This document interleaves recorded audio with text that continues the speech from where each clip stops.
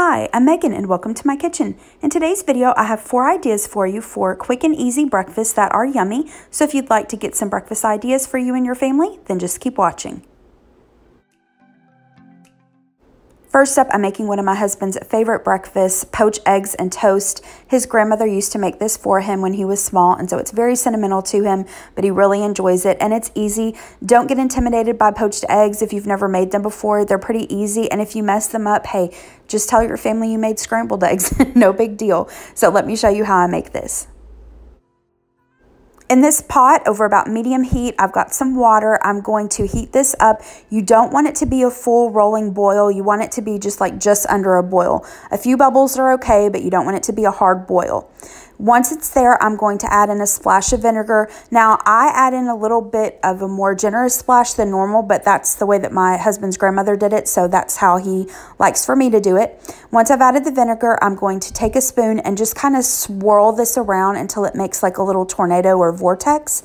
And then I'm going to crack in my eggs. And I cooked these for just about 3 minutes, 2.5 to 3 minutes, because my husband likes his yolks nice and runny. If you like your eggs not so runny, of course you can cook them a little bit longer.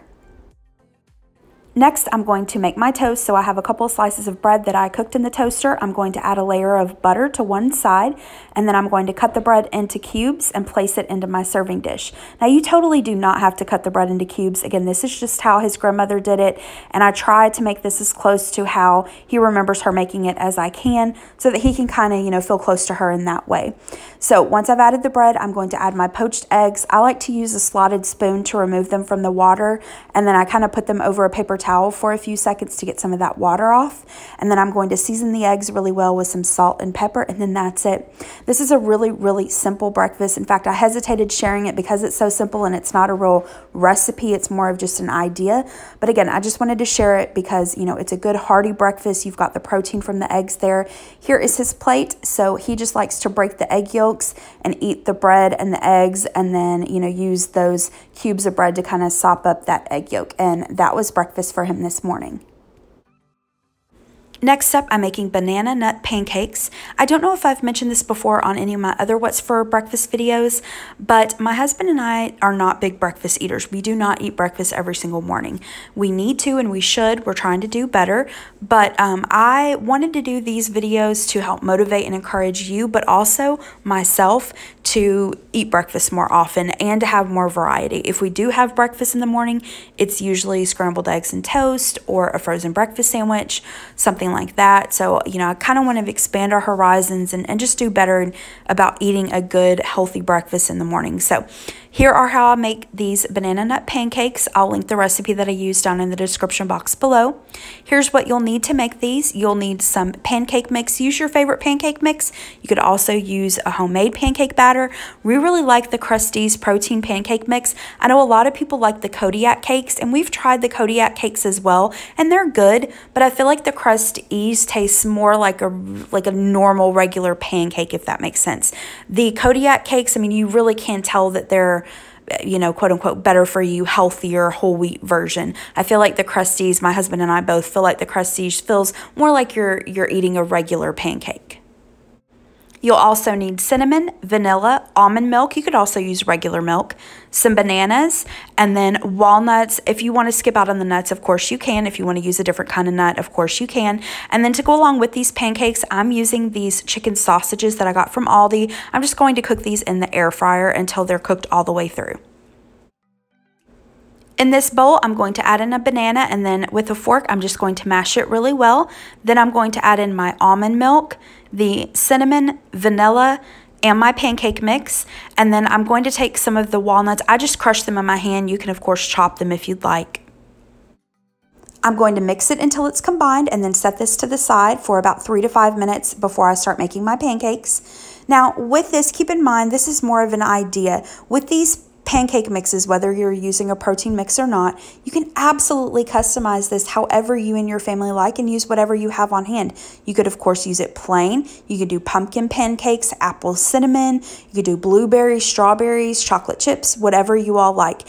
And you can make several of these at once and then pop them in the freezer and just have a really quick breakfast. Now in this skillet, I've got it over about medium heat. I added a little bit of butter, and then I allowed that butter to melt and the pan to heat up. I'm going to add in the pancakes. I like to use a 1/4 cup measure. I just feel like they're a good size. You're going to cook your pancakes until they start to bubble up, and then you'll flip them over, and you want to make sure, of course, that they're nice and golden brown. Give them a flip, cook them for another couple minutes on the other side until that side's done, and then that's it. To serve this up, I just added a little bit of sliced banana, some more crushed walnuts, a little bit of maple syrup, and then I have the chicken breakfast sausages, and that was breakfast this morning. Next, I'm making a green chili egg puff. You don't need a lot of ingredients. Here's what you'll need. You'll need some baking powder, all-purpose flour, Monterey Jack cheese. I'm using pre-shredded, but you can, of course, shred your own. Some diced green chilies, cottage cheese, salt, and eggs, and that's it. And I'll link the recipe in the description box below. I am having the original recipe. My oven is preheating to 350 degrees. I'm going to crack my eggs into the bowl of my stand mixer. I'm going to beat the eggs on medium speed for about 3 minutes, or until the eggs turn a lighter lemony color. Here's what the eggs look like after about 3 minutes. Next, I'm going to add the flour, baking powder, and salt and mix that until it's well combined. And while I'm doing that, I wanted to share something with you real quick. I first had this a few years ago, and I was incredibly shocked when I found out that it had cottage cheese in it, because I am not a cottage cheese person. I'll eat it in lasagna, but that's it. I just cannot deal with the texture of cottage cheese. So if you're a cottage cheese hater like I am, still give this a try. You really cannot taste it. I mean, in the end product, you can kind of see some of the little curds of it, but just don't look at the curds. Just pretend they're not there, because this is a tasty little breakfast. It really is. So I recommend that you give this a try. I've added the cottage cheese, I'm adding the shredded cheese, and then I'm going to add in the diced green chilies. You can use mild heat if you'd like. Here I'm using medium, and we didn't feel like it was spicy for us. I'm going to add in some salt, give this a stir, and then place this into a greased casserole dish. And then a quick note about the diced green chilies. Although I did half the recipe, I used the full amount of the diced green chilies. But I mean, just do whatever, you would like to do according to your taste. So I'm going to pop this into the preheated oven and bake it for 35 to 40 minutes, or until a knife inserted in the center comes out clean. Here's the finished bake out of the oven. And then to serve this up, I just sliced it and served it with some orange smiles, and that was our breakfast this morning. And this was actually the first time that my husband had had this. I'd had it a couple times before, and he really enjoyed this. Next up, I'm making cinnamon toast. Cinnamon toast is honestly probably my absolute favorite breakfast.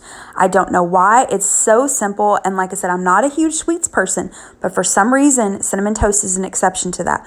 I just love it, and it so reminds me of being a kid. My mom used to make it for us when we were smaller, although she made it differently than how I make it. So let me show you how I like to make it. To get started in this bowl, I'm going to add in some softened butter. Then I'm going to add ground cinnamon and just plain white sugar, and I just eyeball it. I'll try to find a recipe in the description box below. You know what? I'll link the Pioneer Woman's recipe. I'll link hers in the description box below. I've never tried it, but I'm sure it's delicious. I think she also adds a little bit of vanilla, which you can totally do. So once I've added my cinnamon and sugar, I'm going to stir that until it's really well combined. And as you can see here, I added a little bit more cinnamon just from sight. It looked a little lighter to me than what I like. So once I've got that well combined, I'm just going to take my bread slices. I'm going to generously slather each piece of toast with the cinnamon, sugar mixture, and butter. And you want to make sure that you get, everything. Like Jeff Morrow says, crust to crust is a must. And then I'm just going to pop this into my oven at 350 degrees and bake this for about 6 to 10 minutes. It just depends on how you like your toast, brown. And then the last minute or two, I do like to broil it. So here is that cinnamon toast out of the oven. I like to cut it on a diagonal. I remember being a kid, my parents used to cut our sandwiches on diagonals, but this is the cinnamon toast. I served it up this morning just with some fresh orange slices. That was breakfast. So delicious. Now, like I mentioned earlier, my mom makes it a little bit differently, and to be honest with you, I make it that way sometimes too if I'm feeling really lazy. And that way is just to take butter, toast the bread with the butter, sprinkle on some cinnamon and sugar, and then pop it into the oven. There's nothing in the world wrong with that, but I can say that if you mix the butter and the cinnamon and the sugar together first, I don't know what it is about it, but it's like the sugar dissolves better. It caramelizes to the bread better. So doing it the way that I'm showing you is my favorite way to do it. But like I said, there's nothing wrong with just slathering it with some butter, sprinkling some cinnamon and sugar on top, and doing it that way. Just as long as you get breakfast on the table, that's all that matters. But that was my breakfast this morning. So, so yummy. Thank you so much for watching. I really appreciate it. I hope you have a great rest of the day. Thanks so much. Bye-bye.